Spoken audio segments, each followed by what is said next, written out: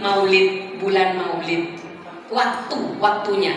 Kalau maulud menikung ngapunten bayiipun Rasulullah sallallahu alaihi wasallam.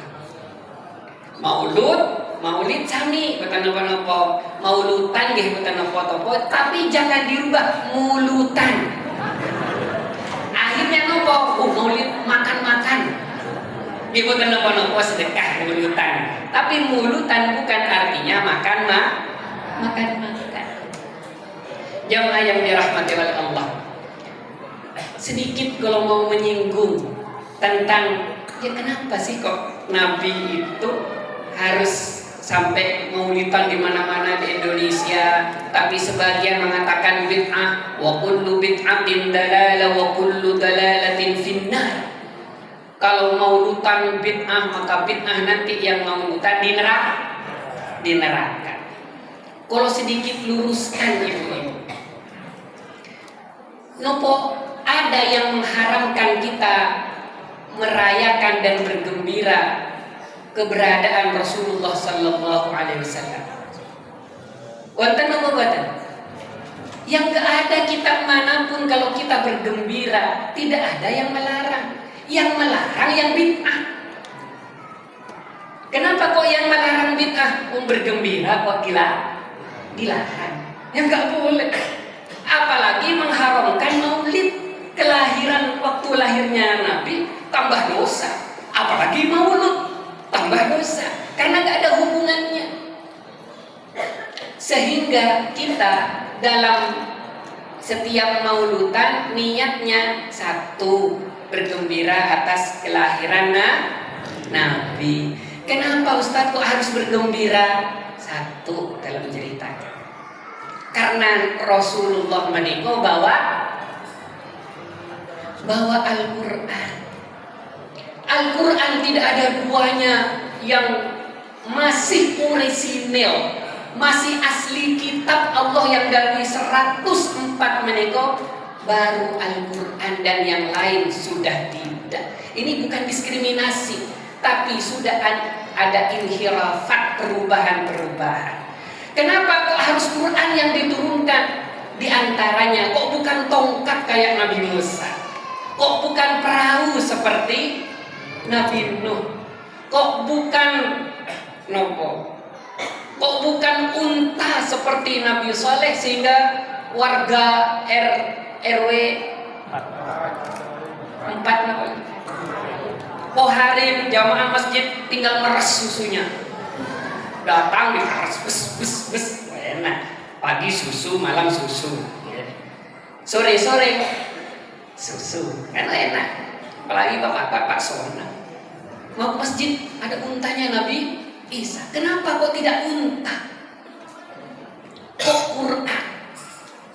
Jamaah yang dirahmati oleh Allah, karena yang dihadapi waktu itu adalah orang-orang hebat, orang-orang intelektual, ahli sastra. Kalau sudah ada namanya sukul adab, menikah setiap tahun sekali, ada yang sampai setiap bulan, ada namanya pasar sastra. Orang-orang hebat yang sastranya bagus tampil dan dapat hadiah, sehingga yang terbaik ditempel di Ka'bah, yang kemudian disebut dengan syu'ara'ul mu'allaqat, penyair-penyair yang karyanya ditempel di Ka'bah. Dulu Ka'bah menikah tempat karya ditempel, puisi ditempel yang bagus-bagus, dan penyair ketika itu sampai menyerupai Tuhan. Saking hebatnya mereka, disanjung-sanjung yang luar biasa. Tapi sejak turunnya Al-Quran, Bapak Ibu, apa yang terjadi? Para penyair kelimpungan dan angkat tangan, ini Muhammad melebihi penyair. Dalam kasih contoh yang panjenengan baca sama adik-adik tadi yang baca, "Wa ma Muhammadun illa rasul." Kalau kasih contoh, satu huruf Al-Quran itu dahsyat. Tapi kok ada yang baca sampai ngantuk-ngantuk, kadang dia nggak paham. Dan alhamdulillah bukan apa-apa, yang penting baca dulu. Kalau kasih contoh betapa Al-Quran dari suaranya saja sudah luar biasa. Panjenengan mau surat nopo? Ya, panjenengan milih surat paling awal atau surat paling akhir?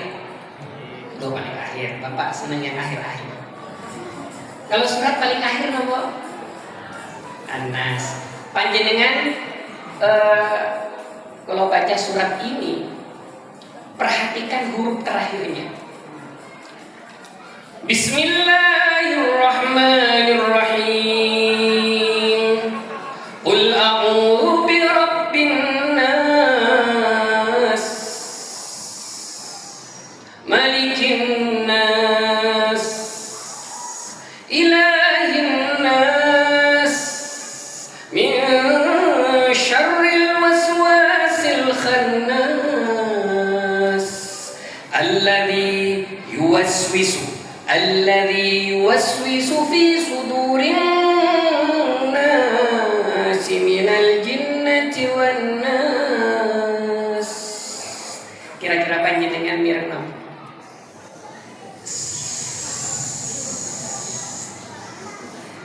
Ustaz, kenapa kok niku kula ngajar namanya I'jazul Quran, kula ngajar sastra Arab, sehingga insya Allah kalau panjenengan buka yang namanya TikTok, cari Halimi Zuhdi, muncul kajian-kajian seperti itu. Kenapa kok satu di tengah menikah wonten kata was-was, yuwaswisu fi sudurin nas. Napa was-was mi? Was-was menika napa? Was-was menika artinya bisikan. Was-was, bisikan. Dari suaranya satu, hurufnya satu, bisikannya samar sekali seperti. Yang kedua, artinya kok berbisik dengan samar sekali. Dan kalau kata dalam Al-Quran diulang 2 kali, maka dalam realitasnya diulang 2 kali. Napa? Wawuhnya 2, sinnya 2, sinnya 2. Apa artinya? Kegiatan itu berulang-ulang. Napa? Was-was. Napa wonten orang was-was yang enggak berkali-kali? Enggak ada kalau makmum. Pernah pulang ini banyak. Kalau takbir, Allah,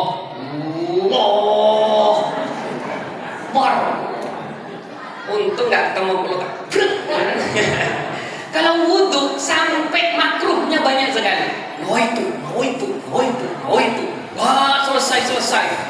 Lama sekali. Ini sudah nggak sunnah lagi. Niku harus diobati. Kenapa? Karena setannya terlalu banyak yang berbisik. Gak sah, ulang, gak sah, ulang, sampai puluhan kali. Ustadz ini ngada-ngada, betul. Contoh yang lain, sama, diulang 2 kali hurufnya.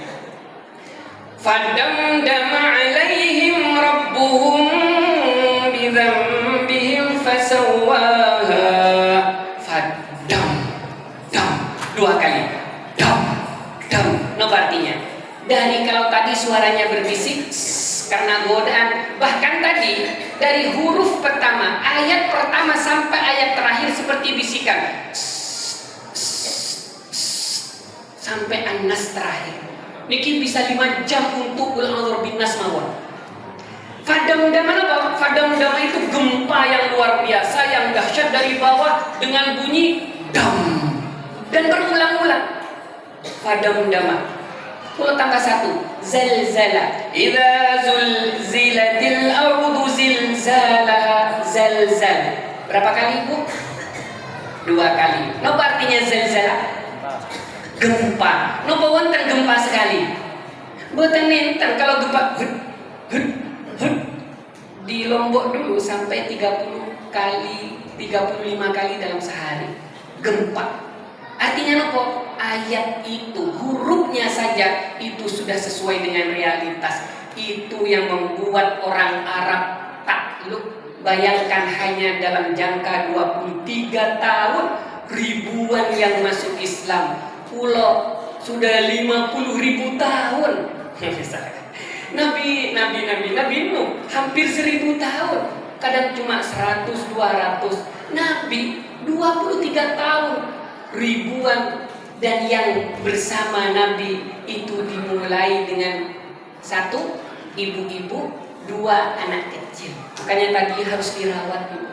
Dirawat eman. Sekarang apalagi gadget, HP ya macam-macam. Kalau tadi lihat mau meneteskan air mata, ya Allah, di TPG Nurul Iman masih menjaga hal-hal yang luar biasa. Nanti mereka akan terkenang terus terbangan, sholawatan. Kenapa sholawatan? Karena nanti dirawat dan kita ramaikan masjid atau TPG Baitur Rahman, TPG Nurul Iman dengan semangat ingat Rasulullah Sallallahu Alaihi Wasallam. Kita lanjutkan dulu. Kenapa tadi? Ayat Quran kalau selesaikan karena ini kajian tafsir dan i'jazul Quran. Kembali kepada Rasulullah Sallallahu Alaihi Wasallam karena Al-Quran yang dibawa itu luar biasa. Dan ketika ditanya Nabi, Aisyah ditanya oleh sahabat, bagaimana Rasulullah ya Aisyah? Apa kata Sayyidah Aisyah? Khuluquhu kakhuluqil Quran. Akhlaknya Nabi seperti akhlak Al-Quran. Contoh ibu-ibu ada yang tidak dimarahi suami? Gak ada, alhamdulillah Ustaz. Gak dimarahi 2 kali, tapi 100 kali. Bapak-bapak, pernah marah sama ibu-ibu? Gak pernah Ustaz. Mungkin hanya bentak. Kalau ceritakan Nabi ini tidak pernah marahi istri, atau bukan hanya istri Rasulullah tidak pernah dimarahi oleh Rasulullah Sallallahu Alaihi Wasallam. Hatta dalam kondisi yang mungkin membuat Rasulullah sakit, contoh bisa ditiru bapak-bapak. Pernah Sayyidah Aisyah menelpon sebelum beliau keluar dari kamarnya. Rasulullah mengadakan pertemuan atau ada tamu yang banyak dan tokoh-tokoh hadir ke rumah Rasulullah. Dan kita bayangkan di rumahnya menikah ketika ada tamu tidak ada makanan sedikit pun. Sehingga ada sahabat yang punya inisiatif, punya inisiatif, punya ide untuk istri yang lain. Kok bisa ya nggak ada makanan, tamu terhormat banyak lagi.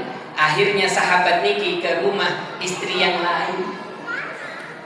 Datang, buka pintu, sahabat niki bawa piring. Ketika bawa piring, kok Sayyidah Aisyah keluar. Coba panjenengan bayangkan. Kaget Sayyidah Aisyah. Lihat piringnya, kok bukan piring beliau. Lihat dan baunya, kok bukan masakannya beliau. Kok kaget. Akhirnya ternyata Sayyidah Aisyah marah. Mungkin ada sesuatu. Kok tidak dari makanan saya? Kira-kira Sayyidah Aisyah marah keluar, mendatangi sahabat tadi, diambil piringnya, kira-kira dibawa ke dalam betul, diangkat, dipecahkan. Coba bapak-bapak, Harim, istrinya pecahkan piring di depan tamu, kira-kira apa yang terjadi? Terjadi kiamat kubro. Tapi Rasulullah ternyata Rasulullah tersenyum dan mendekati para sahabat dan para tamunya. Apa yang disampaikan oleh Nabi dengan penuh senyum dan keindahan. Maaf ya, ibu kalian lagi cemburu. Dengan senyum coba, tidak ada marah sedikit. Dan ternyata Rasulullah itu sama istri-istri beliau lembut sekali. Satu, masih bab istri. Ya nanti ditiru bapak-bapak. Yang kalau juga biar bisa niru. Suatu saat Nabi menikah, Sayyidah Aisyah minum kalau praktekkan. Tapi contoh mawar niki minum, Sayyidah Aisyah menikah minum di gelas ini. Dan Sayyidah Aisyah dalam kondisi haid, Dan perempuan haid ketika itu haram berada di rumah untuk orang-orang Yahudi, hatta diusir ke gunung-gunung karena istrinya najis. Dan perempuan ketika itu tidak ada harganya. Bahkan anak yang lahir, adik-adik anak-anak itu ada yang 5 tahun, 10 tahun, kira-kira nopo dibuang. Betul, gak dibuang tok. Tetapi diletakkan, dikuburkan hidup-hidup meskipun mereka teriak dibiarkan. Dan ada banyak perempuan yang setiap malam bisa digilir oleh 50 laki-laki dan tidak ada efek apapun, tidak ada konsekuensi apapun. Dan perempuan-perempuan kalau tidak mau digeret dengan unta dan kuda keliling kota Madinah atau Yasrib ketika itu. Belum yang di Mekah, saking tidak berharganya perempuan. Kenapa? Karena perempuan hanya membawa musibah. Perempuan kenapa? Perempuan tidak bisa diajak perang, sedangkan kemuliaan orang Arab adalah kalau perempuan bisa diajak perang. Maka kalau anak laki-laki lahir ibu-ibu, luar biasa, pesta besar, nyembelih kambing dan darahnya diletakkan di huza manat sampai dirubah oleh Nabi menjadi Atikah. Itu juga tradisi kaum jahiliyah, tapi ketika disembelih untuk patung dan Tuhan mereka, darahnya dibuat oles tapi dirubah oleh Nabi kita Rasulullah SAW. Akikatan, diberikan ke tetangga, selamatan karena dapat hadiah besar. Perempuan beten, kalau laki-laki kan 2, perempuan 1 dulu nggak ada, dikubur saking ngenesnya. Dan peristiwa ini oleh Nabi orang Nasrani kalau di rumah juga najis, sama panjenengan baca banyak kitab ini. Tapi beda dengan Nabi ketika itu. Tadi kalau contohkan apa, ketika Sayyidah Aisyah atau beberapa istri beliau haid yang dianggap najis, ketika minum diambil oleh Nabi di tempat bekasnya bibirnya istri beliau, bibirnya Nabi diletakkan di bekas bibirnya Sayyidah Aisyah. Kayak warga Pohari. Mesra sekali. Mesra sekali. Mesra Nabi. Panggilannya sama nih kayak bapak-bapak jamaah masjid Nurul Iman. Ya, Nabi coba, lu ada panggilan kalau nggak mesra banget. Wahai yang pipinya kemerah-merahan. Itu panggilan Nabi kepada istri-istri beliau. Sayyidah Aisyah diantara, ya Humairah, ya Allah, aduh. Maka kalau mulai kalau nikah nggak pernah manggil nama, betul? Ya niru sedikit-sedikit. Nama panggilan kalau cinta. Dan kalau nggak pernah manggil istri untuk kok jelek kamu, betul? Ya Allah, perempuan solehahku. Kalau perempuan dipuji sampai ubun-ubun, malamnya mau apa? Nggak usah minta bapak-bapak, monggo, pinara. Perempuan itu gampang, asalkan hatinya dilembutkan, selesai. Apalagi ada yang merah-merah. Tersebut. Terus kata ibu-ibu, Nabi, belum cerita tentang namanya hujuron zaujatin Nabi, kamar-kamar atau bilik-bilik istri Rasulullah. Ya Allah, ceritanya kalau kadang ya Allah jauh sekali yang mau meniru kelembutan Nabi, baru ke istri-istrinya beliau. Apa hanya ke istrinya? Betul. Yang namanya Haris menikah, pelayannya mulai jadi pelayan, tidak pernah dibentak oleh Nabi, tidak pernah. Apakah Nabi kemudian nyuruh-nyuruh? Betul. Ternyata urusan rumah Nabi yang menyelesaikan. Kayak jamaah Nurul Iman.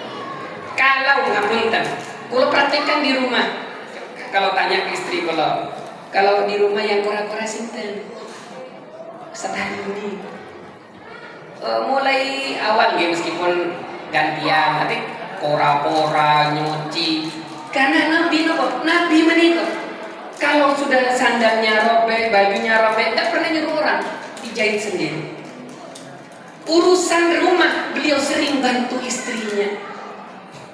Meskipun ada pembantunya tidak untuk dirinya. Itu kehebatan Rasulullah. Bisa saja kepada istrinya dan pelayannya. Bagaimana kepada anak-anak? Yang menarik, ketika ada sahabat datang kepada Rasulullah, ini masih bab kelembutan Nabi, datang bawa anak 5. Terus yang salah satu dari 5 menikah, kok tiba-tiba di depan Nabi ciur, kenapa? Pipis. Marah bapaknya. Mau sowan ke Nabi, mau silaturahim ke Nabi, orang yang luar biasa, kok anaknya pipis. Marah dong kata. Marah bapak ini, dibentak anaknya. Kok pipis? Kalau bahasa Jawa langsung berhenti. Apa kata Nabi? Nabi melarang jangan dibentak atau diganggu ketika pipis. Maka sehingga ada hadisnya, dilarang mengganggu orang yang buang air kecil atau besar. Juga untuk anak-anak kalau bisa tidak bicara. Sampai dalam hadis, orang yang berbicara ketika buang air besar, la'anallahu ilaihi, Allah melaknatnya. Kalau cari kenapa kok segitunya, ternyata itu bisa mengganggu. Urusan bukan hanya urusan mengganggu, tapi urusan kesehatan, urusan macam-macam. Nabi kan betul pernah sakit sampai beliau wafat baru Nas. Karena kehidupan Nabi itu asik sekali aturan-aturannya, makannya, minumnya. Dan makanya nggak boleh kalau bapak-bapak mau jamaah, mau pipis dulu, sudah ada jamaah, pipis dulu apa jamaah dulu? Pipis dulu, biar tidak mengganggu. Lari aja tidak boleh, makruh. Kenapa? Kalau lari nanti Allah Akbar, yang terganggu betul. Makanya makruh. Kalau mau berjamaah larilah. Yes, kalau sejamaah Ustaz enak di rumah mawon. Kalau pas jamaah, lanjut. Apa kata Nabi? Jangan dibentak.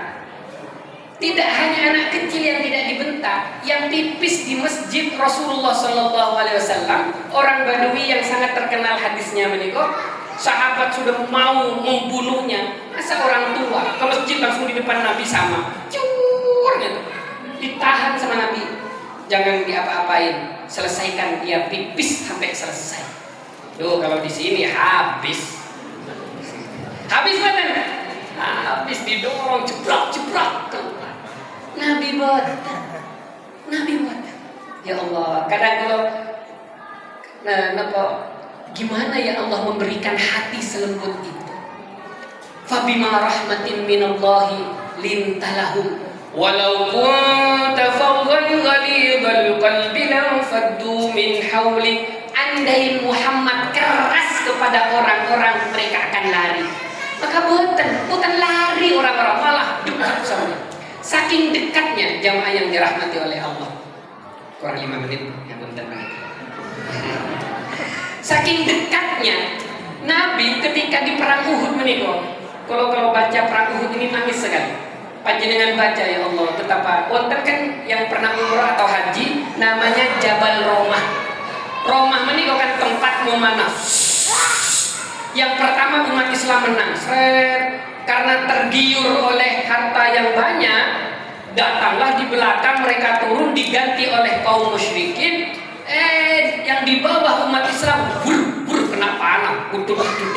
Nabi ternyata agak ke belakang dekat Jabal Uhud, niki Jabal Roma, di sana kan Jabal Uhud, terdesak, diguyur oleh panah. Tapi saking sayangnya para sahabat dan dekat sahabat dan sayangnya sahabat, seluruh sahabat yang dekat Nabi menjadi tameng. Punggungnya dibiarkan untuk menjadi tameng atau pagar, sehingga Nabi jangan sampai kena satu pun. Meskipun masih kena sampai ngapunten beberapa giginya Nabi nggak ada, dan sampai dikabarkan Muhammad mata, Muhammad bisa mati. bis wafat meninggal. Tapi sahabat ini punggungnya banyak sayatan pedang, mereka siap. Saking sayangnya sahabat, jangan sampai Nabi itu kena apapun. Ketika perang Uhud kan keluar, yang paling banyak meninggal kan mereka perang Uhud ini. Terus dikasih ibu pulang, ada seseorang, gimana anak ibu dan suaminya ibu? Katanya sahabat yang lain sudah meninggal. Apa yang ditanya ibu? Yang ditanya ibu ini bukan anak dan suaminya. Bagaimana kabar Rasulullah Sallallahu Alaihi Wasallam? Apa kata sahabat? Alhamdulillah selamat. Sudah hilang masalah apapun dengan saya sebesar apapun, karena saya mendengar bahwa Rasulullah Sallallahu Alaihi Wasallam selamat. Kenapa kok bisa orang secinta itu? Karena akhlaknya Nabi ini. Contoh, ketika Nabi jadi imam, gak bangun-bangun, sahabat pada bertanya-tanya, kenapa Rasulullah kok gak bangun-bangun? Kaget semua. Meskipun kagetnya setelah sholat, ternyata nopo. Kira-kira nopo Bapak? Kok lama Nabi tidak bangun-bangun? Nopo pusing? Karena di punggungnya ada adik-adik tadi. Karena di punggungnya ada Hasan dan Husain merangkul Nabi. Dan kenapa Nabi tidak bangun? Takut jatuh. Ya Allah, kalau jatuh, ya meskipun jatuhnya, apalagi jatuh di sini kita jamai, ganggu orang sholat. Nabi sampai turun sendiri coba. Ya Allah, sama istri saya, sama pelayan saya, sama anak kecil saya, apalagi sama tetangga. Apa kata Rasulullah? Barang siapa la yu'minu ahadukum, sampai tidak beriman kepada Allah dan Rasulnya, dan la yadkhulul jannatah, tidak masuk surga, orang yang menyakiti tetangganya. Disakiti toh, maka nopo baunya sampai sahabat, kalau kamu memasak dan tetangga kamu mencium baunya, antri. Maka dianjurkan, disunahkan memperbanyak buahnya untuk dibuat atar-atar kayak di desa dulu. Juga kayak di Poharin kan biasa gitu, atar-atar malam Jumat biasa kayak di desa. Itu jangan sampai ngapunten, jangan sampai ada yang tetesan air hujan mengenai rumahnya tetangganya. Tetesan air hujan saja tidak diperbolehkan. Takut mengganggu, apalagi menghalangi panas matahari, masuknya panas matahari. Ini dilarang. Urusan tetangga itu sangat lain, khulul jannah, tidak masuk surga. Apalagi mengganggu, apalagi malam-malam cedak-ceduk. Nabi itu sayang sekali. Ini kemudian gimana nggak sayang Nabi seperti itu? Mungkin kalau ada sekarang, ada Nabi, kita mungkin bisa memeluknya, karena orang baik saja kita sudah kagum, apalagi sosok dari Rasulullah Sallallahu Alaihi Wasallam. Sama tetangganya, sama Yahudi terakhir, biar tidak dimarahi panitia. Ada pendeta atau rahib, beliau ini alimnya luar biasa, sampun sepuh tapi pintar. Dia berbicara sama teman-temannya, saya sudah melihat seluruh tanda-tanda di dalam kitab, di Injil, di Zabur, saya sudah lihat semuanya dan ada pada dia, tapi saya belum yakin. Sudah ada tanda-tanda kenabian, tanda-tanda kenabian ada, tapi belum yakin. Apa kemudian yang dilakukan? Dia ke Rasulullah. Ini agak panjang ceritanya karena menghutangkan sesuatu kepada Nabi sekitar 350 gram atau apa, sehingga terjadi sedikit mungkin agar Nabi dibuat marah, sehingga tiba-tiba datang rahim meninggal, narik sorbannya Nabi yang di lehernya, sampai membekas Sayyidina Umar yang tahu ibu, yang tahu melihat Nabi sampai berbekas, sampai memerah lehernya. Nopo, Sayyidina Umar kan luar biasa, tegasnya luar biasa. Diangkat mau diizinkan saya ya Nabi. Apa kata Rasulullah? Jangan, ini bukan urusan kamu, doakan saja saya bisa bayar hutang sama rahim ini. Apakah Nabi marah? Oh, ternyata ketika ditarik Nabi senyum sekali dengan lembutnya. Dan bahkan apa yang dilakukan Nabi, beliau mengumpulkan hutang-hutangnya itu dan diserahkan, meskipun itu belum waktunya, diserahkan kepada rahim itu. Dan apa kata rahim? Saya sudah menemukan semuanya. Ini benar-benar Nabi, benar-benar Nabi. Loh, karena sebelum berangkat bilang kan, semakin dimarahi, semakin dibuat masalah, pasti dia semakin sabar. Ternyata benar. Inilah Rasulullah, semakin dimarahi semakin sabar, semakin kena musibah semakin sabar, semakin digoda tetap sabar. Kayak jamaah masjid Nurul Iman, dimarahi istri sabar, istri dimarahi suami sabar, istri lagi bapak tenang. Kayak Sayyidina Umar ngapunten, kalau dimarahi istri diam lupa melawan. Boten. Sampai ada sahabat datang karena istrinya cerewet 180 derajat.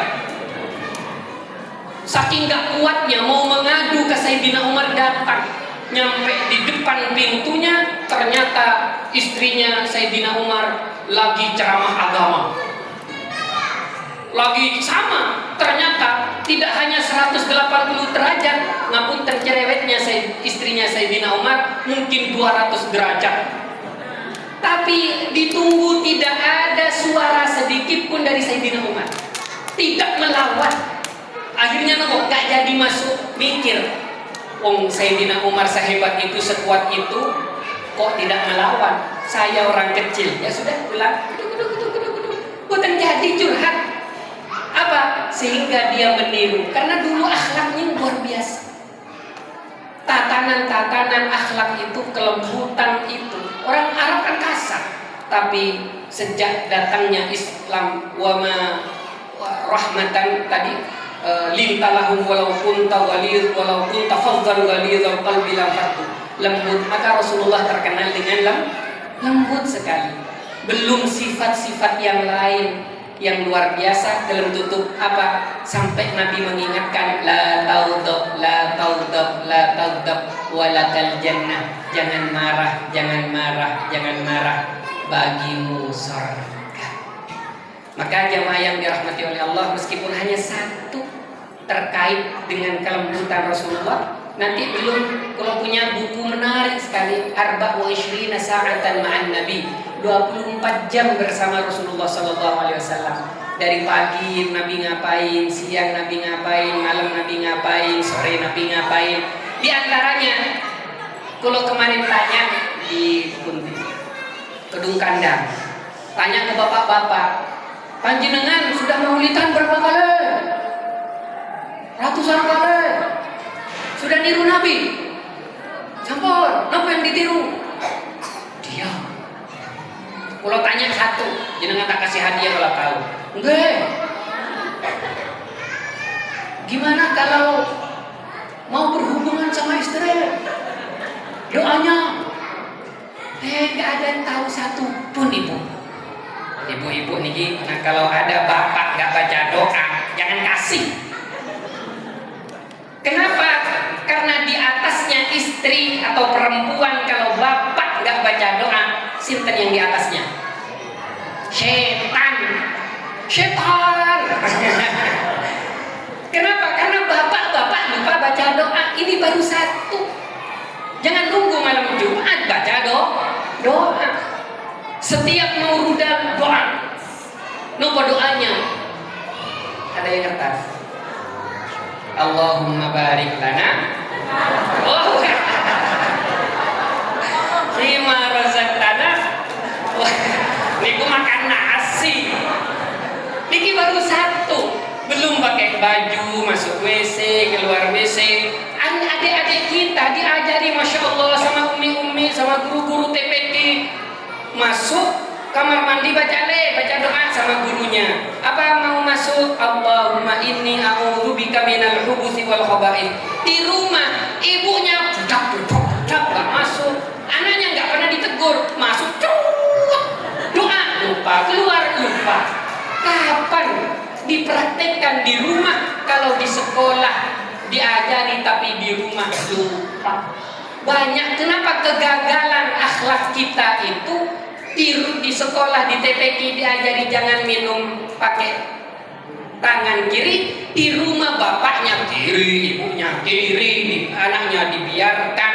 Sampai Sayyidina Umar tak tutup paling terakhir. Kenapa?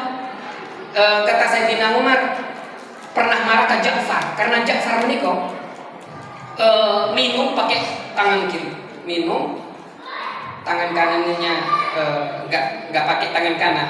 Langsung marah Sayyidina Umar.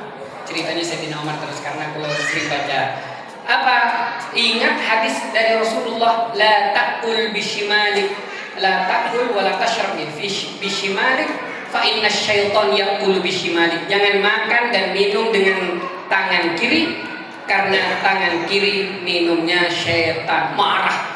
Ketika marah Ja'far sampai, Kenapa kamu minum pakai tangan kiri? Kata Sayyidina Umar ke Ja'far, maaf Umar, saya kemarin perang sama Ja'far itu tokoh luar biasa. Ternyata ininya uratnya kena sehingga batang sakit.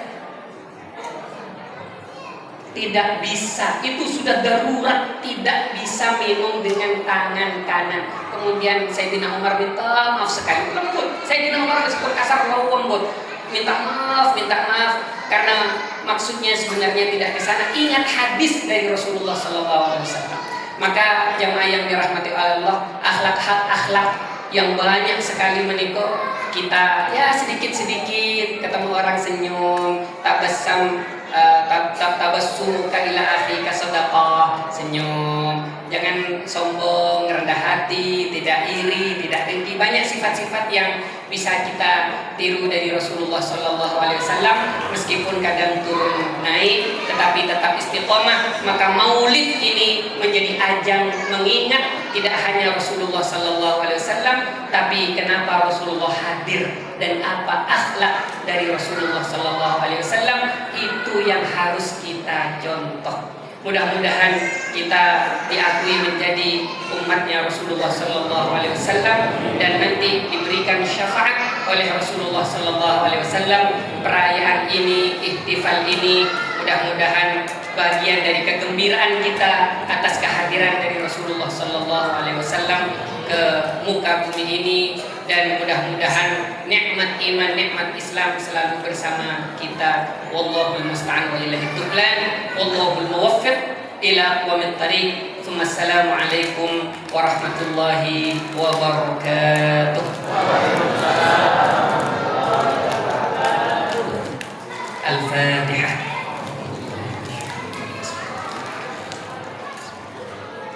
Bismillahirrahmanirrahim. Alhamdulillahi rabbil alamin. حمدا يوافي نعمه ويكافي مزيده. يا الله يا ربنا لك الحمد كما ينبغي لجلالك وجهك عظيم سلطانك.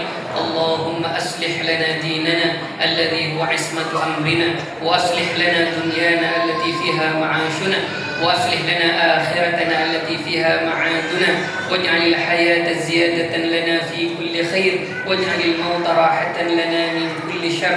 اللهم يا مسبب الأسباب، يا مدبر الليل والنهار، يا مقلب القلوب والأبصار، يا محول الحال والأحوال، أحول أحوالنا بأحسن الحال. اللهم لا تدع لنا ذنبا إلا غفرته، ولا هما إلا فرجته، ولا حاجة هي لك رضا إلا قضيتها يا أرحم الراحمين. اللهم لك الحمد، إليك المشتكى وأنت المستعان، ولا حول ولا قوة إلا بالله العلي العظيم. العظيم. ربنا آتنا في الدنيا حسنة وفي الآخرة حسنة وقنا عذاب النار وأدخلنا الجنة مع الأبرار يا عزيز يا غفر يا رب العالمين.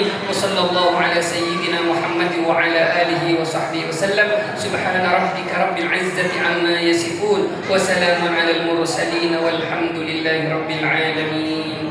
الفاتحة.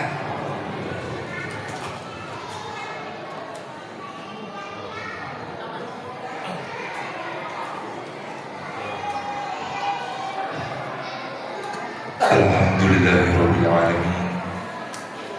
Dengan berakhirnya sesi ceramah dari Ustaz, akhirnya serangkaian acara pada malam ini telah usai. Saya selaku pembawa acara mengucapkan beribu-ribu terima kasih untuk para warga Dusun Pohari dan juga mengucapkan beribu-ribu permintaan maaf jika ada salah.